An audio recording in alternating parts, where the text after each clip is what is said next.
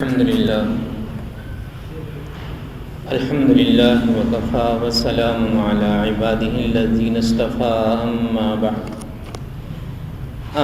بعد فأعوذ بالله من الشيطان الرجيم بسم الله الرحمن الرحيم والعصر إن الإنسان لفي خسر إلا الذين آمنوا وعملوا الصالحات وتواصوا بالحق وتواصوا بالصبر صدق الله العظيم وصدق رسوله النبي الكريم اللهم صل على سيدنا محمد وعلى آل سيدنا محمد وأصحاب سيدنا محمد وبارك وسلم عليه۔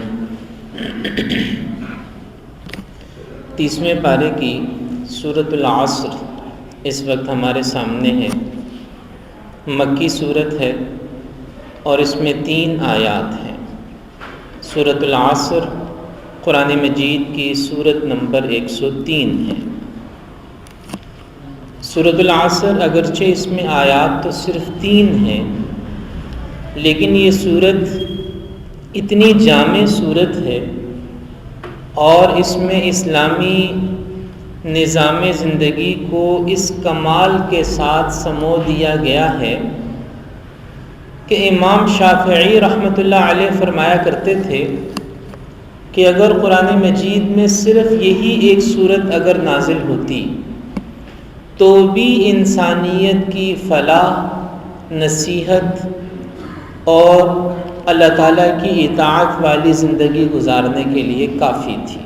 یہ ایک سورت جن مضامین پر مشتمل ہے وہ پورے کے پورے قرآن مجید کا خلاصہ اور نچوڑ ہے۔ یہ ایک سورت بھی انسانیت کی ہدایت کے لیے کافی تھی۔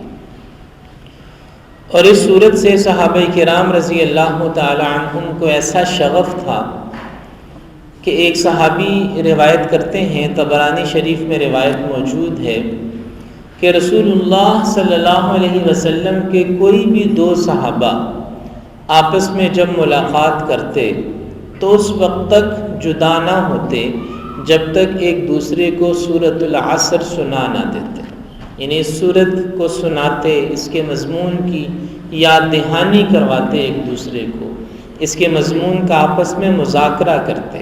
جب تک یہ سورت 2 صحابہ ایک دوسرے کو سنا نہ لیتے تب تک جدا نہ ہوتے۔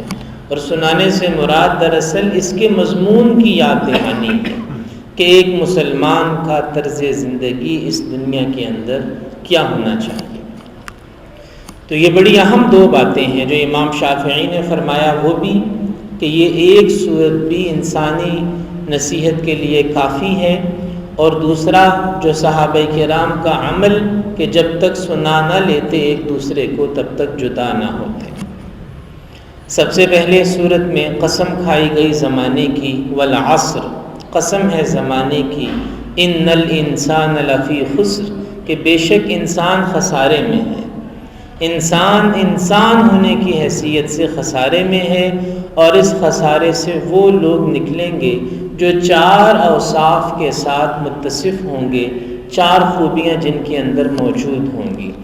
الا الذین آمنوا، جو ایمان لائیں گے، وعملوا الصالحات، نیک کام کریں گے، وتواصوا بالحق، ایک دوسرے کو دین حق کی تلقین کریں گے، وتواصوا بالصبر، اور ایک دوسرے کو صبر کی تلقین کرتے رہیں گے۔ یہ چاروں ہی مضمون بڑے قابل غور ہیں، ان پر تفصیلی گفتگو ہو سکتی ہے۔ سورۃ العصر پر علماء نے پوری کتابیں لکھی ہیں، ایک سورت پر پوری کتاب علماء نے لکھی ہے۔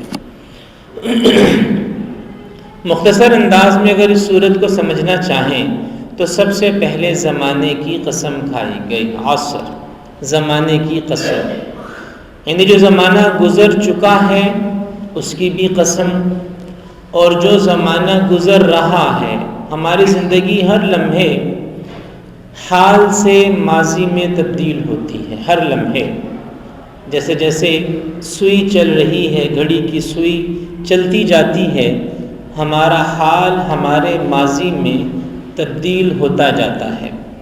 ابھی سے کچھ دیر پہلے مغرب کی نماز مستقبل تھی، مستقبل، پھر مغرب کی نماز حال بن گئی، حال، اور اس وقت مغرب کی نماز ماضی بن چکی ہے، وہ وقت گزر چکا ہے۔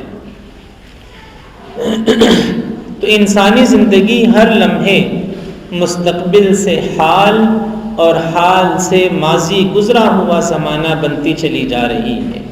یہی عصر ہے، یہی زمانہ ہے جو ہر لمحے سفر کر رہا ہے، ہر لمحے۔ اور یہ جو گزرنے والے لمحات ہیں، ایک سیکنڈ جسے انسان معمولی سمجھتا ہے، یہ ہرگز معمولی نہیں ہے۔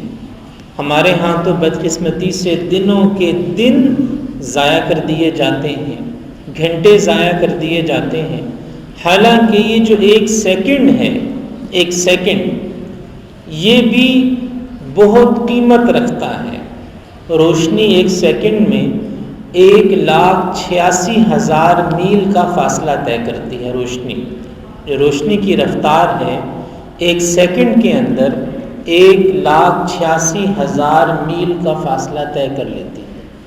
اور بھی کیا معلوم، روشنی سے بھی زیادہ تیز مخلوقات اللہ کی اس دنیا میں موجود ہوں، جو روشنی سے بھی تیز سفر کرتی ہوں۔ تو ایک سیکنڈ جسے ہم معمولی سمجھتے ہیں، اس میں اتنا زیادہ فاصلہ طے ہو سکتا ہے۔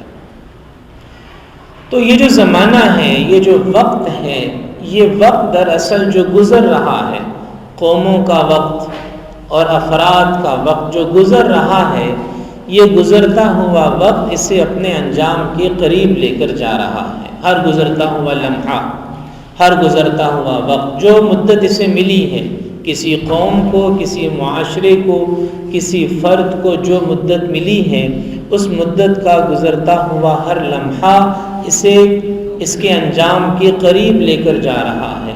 اور اس گزرے ہوئے وقت میں اس کا کردار، اس کا عمل، اس کی سعی، اس کی جد و جہد فیصلہ کرے گی کہ اس نے خسارے والا کام کیا ہے یا سرخروئی والا کام کیا ہے۔ یعنی ہم خسارے میں ہیں یا ہم سرخرو ہونے جا رہے ہیں، ہم فلاح و بہبود حاصل کرنے والے ہیں یا گھاٹے کا سودا کر کے نامراد ہونے والے ہیں، ہم کامیاب ہیں یا ہم ناکام ہیں، اس کا فیصلہ ہمارا گزرنے والا وقت کر رہا ہے۔ جیسے ایک طالب علم کمرہ امتحان میں بیٹھا ہے، اسے اس کا پرچہ حل کرنے کے لیے 3 گھنٹے میسر ہیں۔ اب اس کے پاس 2 رستے ہیں، یا تو ان 3 گھنٹوں میں لکھے، دھیان سے، توجہ سے، انہماک سے لکھے، یا ان 3 گھنٹوں میں کمرہ امتحان کی دیواروں کو تاڑتا رہے، خلاؤں میں گھورتا رہے اور خاموشی سے جامد ہو کر بیٹھا رہے۔ دونوں اختیار اس کے پاس ہیں۔ اگر محنت سے لکھے گا، توجہ سے لکھے گا، انہماک سے لکھے گا تو کامیاب ہوگا، اور اگر اس وقت سے فائدہ نہیں اٹھائے گا تو گزر تو اس نے جانا ہے، سوئی کی، گھڑی کی سوئی کی حرکت نے جاری رہنا ہے، یہ وقت گزر جانا ہے، لیکن اس کے دامن نصیب میں کچھ نہیں آنا۔ جیسے امام راضی رحمۃ اللہ علیہ نے ایک بزرگ کا مقولہ نقل کیا کہ کہتے ہیں کہ میں نے وقت کی اہمیت کو ایک برف فروش سے سیکھا، برف فروش سے، برف بیچنے والے سے وقت کی اہمیت کو سیکھا، جو یہ صدا لگا رہا تھا کہ اس شخص کی مدد کرو جس کا اثاثہ ہر لمحے پگھل رہا ہے، ضائع ہو رہا ہے۔ تو ہر انسان کا اثاثہ، انسان کی زندگی ایک برف کی سل کی طرح ہے، جس کا کام ہے پگھلنا۔ اگر اس سے فائدہ اٹھا لیا تو بہت اچھا، اگر فائدہ نہ اٹھایا تو اس نے تو پھر بھی گزر ہی جانا ہے، پگھل ہی جانا ہے۔ جیسے ایک شاعر نے کہا ہے، ہو رہی ہے زندگی مثل برف کم، رفتہ رفتہ دھیرے دھیرے دم بدم، کہ ہر لمحہ آہستہ آہستہ زندگی اپنے انجام کی طرف بڑھ رہی ہے۔ یعنی جو پیدا ہو گیا، جو دنیا میں آ گیا، اب اس کی واپسی کا سفر ہے۔ یعنی جب تک پیدا نہیں ہوا تھا تب تک نہ موت کا ڈر تھا اور نہ سفر اپنے اختتام کی طرف گامزن تھا۔ جس دن انسان دنیا میں آتا ہے ہر لمحہ، ہر سانس، ہر سیکنڈ اسے اس کی موت کی طرف لے کر جا رہا۔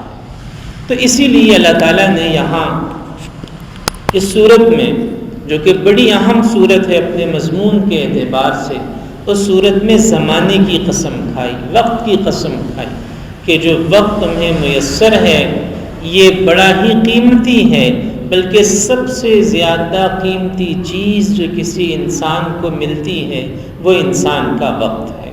تو زمانے کی قسم کھائی گئی اور وقت کی قسم کھائی گئی، اور پھر یہ بتایا گیا کہ ان الانسان لفی خسر، کہ انسان خسارے میں ہے، گھاٹے میں ہے۔